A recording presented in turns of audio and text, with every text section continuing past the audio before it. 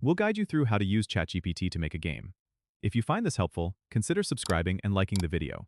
First, go to the OpenAI website on your computer and log into your ChatGPT account. Once you're in, you'll want to start by opening a new chat. Type in a prompt asking ChatGPT to help you develop a game concept. For example, you could say, "I want to create a simple 2D platformer game. Can you help me outline the basic concept?" ChatGPT will provide you with ideas for themes, characters, and objectives.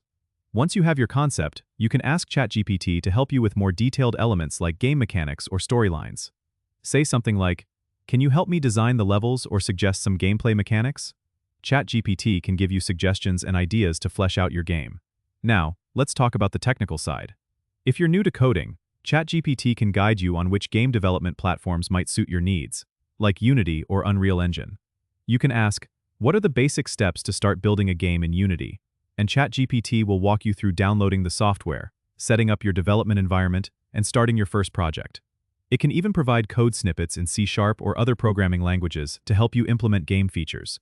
Remember to ask specific questions like, "How do I create a character controller in Unity?" Or, "Can you help me write a simple script for my game?"